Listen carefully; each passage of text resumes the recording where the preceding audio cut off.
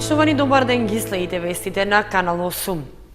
Патниот правец од селото Соколарци до Врбица е веќе пробиен. Се работи на расчистување на патот Соколарци-Жиганци, кој што за кратко време се очекува да биде способен за сообраќај. Од Дирекцијата за заштита и спасување подрачно одделение Кочани за расчистување засега помош побарала само општина Чешиново-Облешево. Магистралните, регионалните и локалните патишта се проводни и сообраќајот се одвива во зимски отежнати услови, велат од Дирекцијата за заштита и спасување подрачно одделение Кочани. Дирекцијата за заштита и спасување реагира на барање само на локалните самоуправи, доколку не можат сами да се справат со чистењето.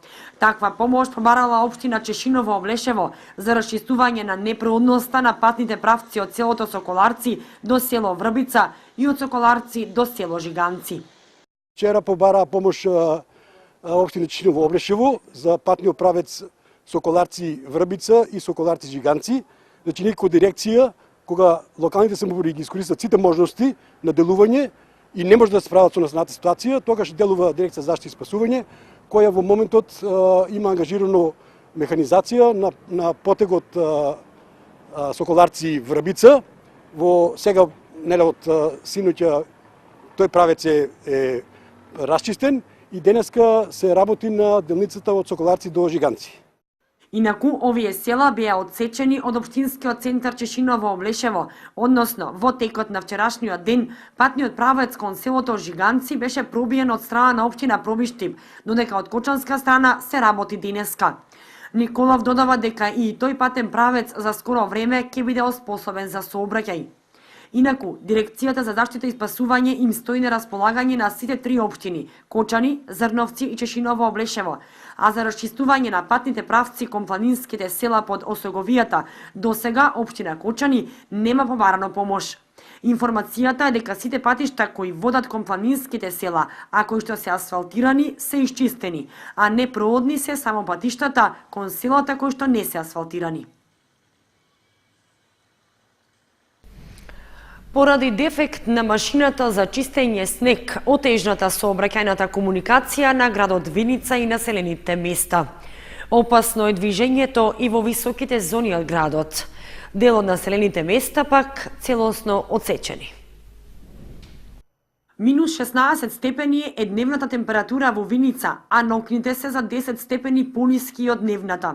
Студот и мразот си го наплаќаат долгот, замрзнати улици, замрзнати цевки, отежната функционалност на целокупниот систем, а кога се патува на подолга релација, опасноста демне од сите страни.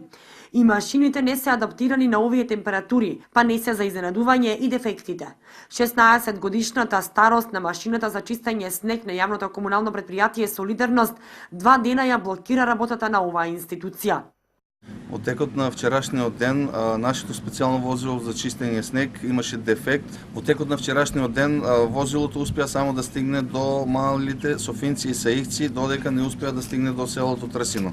Беа исчистени природните патишта кон селата Пеклани, Крушево и Драгобраште со неколку мала и се разбира до Блатец. Не успеавме да стигнеме до село Липец. Дел од населените места се целосно одсечени. Се прават напори со ангажирање на приватни фирми, барем делумно да се расчисти сообраќајната мрежа. Побаравме помош од Македонија пат да ги прочисти барем регионалниот пат од Пекленска река до Трсино и до Трстија. Меѓутоа и тие имаат 4 возила со кои располагаат, 2 им се дефекти, имаат само 2 возила, така да не може да не излезат во пресред и да го исчистат тој дел од општина Виница. Целосно се одсечени селата Калиманци и селото Грлани. Досега, откако почнаа снежните врнежи, вкупно се изфрлени околу 27 метри кубни песок и 4200 килограми сол. Имаме залиха околу 20 метри кубни песок уште имаме залиха и околу 2-2,5 тони сол. Покрај сообраќајната мрежа, секојдневни се и дефектите во водоводната мрежа, а од ден во ден расте и бројот на пациенти со скршеници на екстремитетите. Дефинитивно, природата не стави на голем тест, кој за жал тешко го минуваме како индивидуално, така и институционално. Подготовките за ваков студ и мраз би требало да се прават стратешки и долгорочно. Снегот што паѓаше во текот на денот дополнително ја услужни состојбата во сообраќајот на патиштата во источниот регион. Од Министерството за внатрешни работи испратија писмено известување, во кое се вели дека е укината претходно воведената забрана за тешки товарни возила на патните правци кон Делчево и Берово. Иако според информациите од јавното предпријатие Македонија Пат, сите патни правци во Источна Македонија се проодни, сообраќајот и понатаму се одвива отежното и во зимски услови. Дотраената и стара механизација со која работат екипите за одржување на магистралните патни правци го попречува соодветното оспособување на проодноста, а новите снежни врнежи дополнително ја комплицираат состојбата. Поради остатоците од снег и мраз на коловозите, сообраќајната полиција заклучила дека е небезбедно тешките товарни возила да се движат од Кочани кон граничниот премен кај Делчево и од Виница кон Берово. Поради тоа, во вторникот од 15 часот и 30 минути беше издадена забрана за движење на камионите на овие две делници. Но од 11 часот препладнето забраната е укината. Инаку, снежните наноси и мразот на границата со соседна Бугарија придонеле за создавање поголема колона од тешки возила, со што била намалена пропусноста на преминот, а на одделни места кон Берово имало потешкоти во расчистувањето на коловозот, па поради тоа таму движењето на камионите беше запрено за да се избегне блокирањето на патот. Од Автомото Сојузот на Македонија упатија известување до возачите дека поради лошите временски услови слична е состојбата и на другите гранични премини. Во текот на изминатото деноноќие не се дозволуваше влез на товарни возила и автобуси и во соседна Грција, а забраната важеше и во текот на денот. За останатите возачи останува во важност предупредувањето за законската обврска за задолжително поседување на зимска опрема во возилата, без оглед на моменталната временска состојба. Од Македонија пак рекоа дека е подобрена проодноста на делниците од Кочани до Штип кај Крупиште и од Штип кон Велеска и Санамзалино. Сепак се препорачува исклучително внимателно возење, прилагодена брзина на движење и почитување на поставената сообраќајна сигнализација. Локалната самоуправа на Кучани е просечно транспарентна според достапноста до информациите од јавен карактер, што се од интерес за граѓаните. Според истражувањето на Центарот за економски анализи, општината е послаба од неколку други во источниот регион, а на 40-то место во државата. Нема подобрување на транспарентноста во работењето на општина Кочани во 2016-та во однос на претходната година, со што таа е сместена во групата на просечно транспарентни во Македонија. Такви се добиените резултати од истражувањата што ги направил Центарот за економски анализи од Скопје, испитувајќи ја јавноста во работењето на општините и на државните институции, односно на сите министерства во текот на минатата година. Според јавно објавените податоци, нашата локална самоуправа со измерена транспарентност од 52,2% се наоѓа на 40-то место од вкупно 97 наблюдувани општини во државата. Во однос на 11 општини од источниот регион пак, општина Кочани е на 5-то место, зад Штип, Пробиштип, Берово и Делчево. Слично на Кочани и Чешиново Облешево е во групата на просечно транспарентни, сместена на 55-то место во државата. Останатите две локални самоуправи од регионот се оценети како слабо транспарентни, односно Виница со 37,3% е на 60-то, додека Зрновци е 3 места подолу од неа. Истражувањето е направено врз основа на податоците што општините ги имаат објавено на своите веб страници, но и според дадените одговори на доставените прашалници, а кои содржале прашања за пристапот до информации, за информации за надлежностите и за услугите на општините, како и за буџетската и финансиската транспарентност. Според генералните резултати на Центарот за економски анализи, а во кои се вклопува и општина Кочани, институциите објавувале најмногу известувања од областа на пристапот до информации, а најмалку за буџетската и финансиската транспарентност. Тоа беше и една од причините Швајцарската агенција за соработка и развој да помогне во подобрувањето на буџетската транспарентност, па Кочани со уште други 9 општини беше вклучена во проектот за форуми во заедницата при носењето на предлог буџетот за 2017-та. Дали тоа ќе помогне во подобрувањето на јавноста на носењето на главниот финансиски документ, ќе се види во извештајот за транспарентност што Центарот за економски анализи ќе го објави до година. Две фирми се јавија на отворениот тендер за изградба на водозафати на реките од хидросистемот Брегалница. Електронската аукција е закажана за утре, четврток, пошто ќе се пристапи кон реализација на проектите, истакна од АД Водостопанство на Република Македонија, подружница Брегалница Кочани. На отворениот тендер за изработка на основниот проект за инфраструктура и проект со вклучена ревизија за изградба на 9 водозафати на реките кои се на подрачјето што го опфаќа хидросистемот Брегалница, се јавиле две фирми, а електронската аукција е закажана за утре, истакна Николчо Гоцев, директор на водостопанска подружница Брегалница Кочани.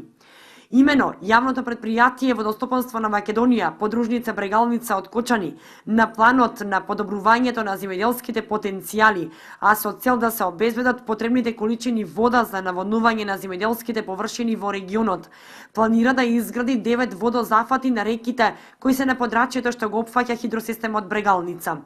За оваа намена се наменети средства од 1.800.000 денари.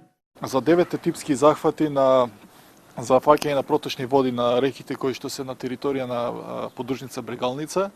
Вчера беше отварањето на тендерот и каде што се има јавено две фирми, два оператора и истото, значи електронската аукција ќе биде закажана за утре.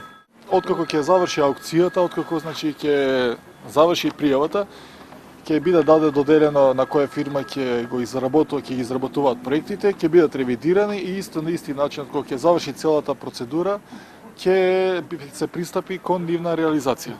Водозафатите ќе бидат лоцирани на 4 реки на територијата на хидросистемот Брегалница, и тоа на Злетовска, Кочанска, Оризарска и реката Брегалница. Овие зафати ќе представуваат еден бетонски прак кој што ќе биде на располагање за зафаќање вода и истата ќе се пренасочува за потребите на земјоделските површини. Водозафатите е предвидено да бидат изградени на следните локации: на Злетовска река под мостот каде поминува железничката линија, на Оризарска и Кочанска река на вливот во Брегалница, како и уште 6 зафати на самата река Брегалница кај местностите Ормански, Зрновски и Прибачевски јаз, потоа во близина на мостовите кај Виница и Грдовци и кај местностите Слатина, Оризарска лака и Шакирски јаз. Средствата се обезбедени од програмата за финансиска подршка на руралниот развој за 2016 година. На АД Водостопанство подружница Брегалница Кочани добро му оди со наплатата за воден надоместок. Од побараните 58 милиони денари, наплатени се повеќе од половина, па предпријатието очекува до крајот на јануари да биде исплатен целиот долг. АД Водостопанство на Република Македонија, подружница Брегалница Кочани, поголем дел од побарувањата од земјоделците за воден надоместок веќе ги наплати. Директорот на подружницата Николчо Гоцев вели дека очекува до крајот на јануари да биде исплатен целиот долг од 58 милиони денари. Завршиме со доставата на фактурите по пошта и на рака. И сега секојдневно, значи, луѓето доаѓаат и уплаќаат за воден надоместок. Тие кои што имаат проблеми доаѓаат даваат забелешки, така да исто е еден апел за сите кои што имаат проблеми со нерешени правно-имотни односи, со давање на нивното земјиште на други да ги работат или слично, да регулираат што побрзо и да може да ги расчитат своите проблеми. Па секојдневно стигаат средства, така да очекуваме дека до крајот на јануари дека ќе бидат уплатени сите средства. 58 милиони денари се средства кои што во овој момент му се неопходни на предпријатието за поправка на оделни делници од мрежата на системот за наводнување, посебно од десниот магистрален канал. Во однос на донесениот годишен план за наводнување пак на земјоделските површини за наводнителната сезона 2017, до подружницата во Кочани стигнале некои ситни забелешки, вели Гоцев. Во врска со планот за наводнување за следнава сезона 2017, кој што беше истакнат на нашите огласни табли во подружница Брегалница, очекувавме забелешки кои што беа донесени во писмена форма, беа разгледани и исто така беше одговорено на тие забелешки.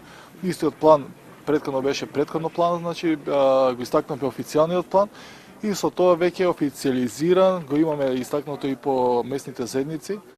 Инаку, согласно донесениот план во наводнителната 2017 година, ќе се наводнуваат вкупно 10.000 хектари, што е за 500 хектари повеќе во споредба со 2016 година. Во планот за наводнување доминираат житните култури на над 8.500 хектари, од кои оризот на површина од 5.200 хектари.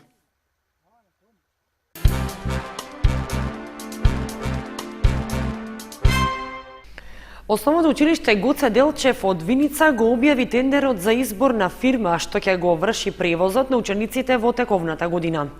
За покривање на трошоците за оваа намена предвидено е да се потрошат над 15.000 евра. Основното училиште Гоце Делчев од Виница навреме ќе ја избере фирмата за бесплатен превоз на учениците за оваа година. Јавниот повик за избор на давател на услугата е веќе објавен и ќе трае до 20 јануари. Според пресметките за трошоци по ученик се планира за бесплатниот превоз за тековната година основното училиште да потроши 950.000 денари, без давачките за данок на додадена вредност. Со распишаниот тендер треба да се обезбеди превоз за 97 ученици кои живеат во ромското мало и во околните населени места во општина Виница.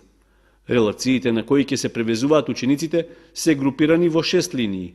Како забелешка во техничката спецификација на јавниот повик е нагласено дека превозот ќе се извршува во 2 смени, односно за периодот од 7 и од 13 часот, а давателот или давателите на услугата имаат обврска по завршувањето на часовите да ги вратат учениците до нивните домови. Носителот на набавката се обврзува да обезбеди посебна линија за превоз на учениците, односно во периодот кога превезува ученици да не смее да врши превоз на други патници, да има во собственост соодветен број на возила за превоз на дадената релација и возилата да имаат соодветен број седишта сразмерно на бројот на ученици, односно да се обезбеди место за седење за секој ученик. Понудувачот може да ангажира и подизведувачи и во тој случај мора да наведе податоци за делот од договорот на кој ќе им ја предостави услугата. Плаќањето за извршената услуга основното училиште Гоце Делчев ќе го прави по добивањето на средства од општина Виница на сметката за блок дотации. Со оглед што предметот на договорот е делив, тоа значи дека за давање на услугата може да се пријават и повеќе понудувачи, односно еден оператор да избере кои релации ќе ги вози.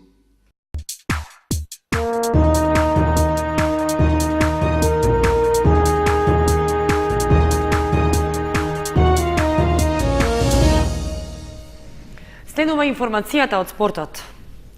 Зимскиот училишен распуст дел од младите спортисти од Кочани и Виница го користат за да учествуваат на зимскиот кошаркарски камп, што се одржува во Струга. Освен нив, има ученици и од другите градови во Македонија, а организатори на кампот се кошаркарските клубови од Кавадарци и Македонска Каменица. Околу 50 деца од Кавадарци, Македонска Каменица, Кочани и Виница учествуваат на зимскиот кошаркарски камп Солферино 2017, што се одржува во Струга во организација на кошаркарскиот клуб Фени Индустри од Кавадарци и Академијата Баскет камп од Македонска Каменица. Младите кошаркари имаат можност да ја одржат кондицијата и да ги усовршат техниките на овој спорт. Кампот е за меѓусезонски период кога децата се на распуст и одмораат без училишни обврски, а со намера после празниците малку да се активираат, но и да се подготват за вториот дел од сезоната. Организаторите на кампот дошле до заклучок дека децата се повеќе се заинтересирани да тренираат кошарка, а овој спорт оди во нагорна линија. Ова особено се однесува на кошаркарските академии кои добро котираат во лигите на Кошаркарската федерација на Македонија и секоја година завршуваат во врвот меѓу првите 4. Интересот кај децата за учество на кампот бил многу голем, а секоја година тие се побројни и добро работат. Учесниците на зимскиот кошаркарски камп се задоволни од тренинзите што ги одржуваат во Струга, при што имаат можност да научат нови кошаркарски техники. Освен напорното спортување, имаат слободно време и за забава и други активности. Тренинзите на младите талентирани кошаркари се одржуваат 2 пати дневно, а во рамки на кампот се работи во опремена спортска сала со современа опрема, прилагодена за деца на возраст од 6 до 16 години.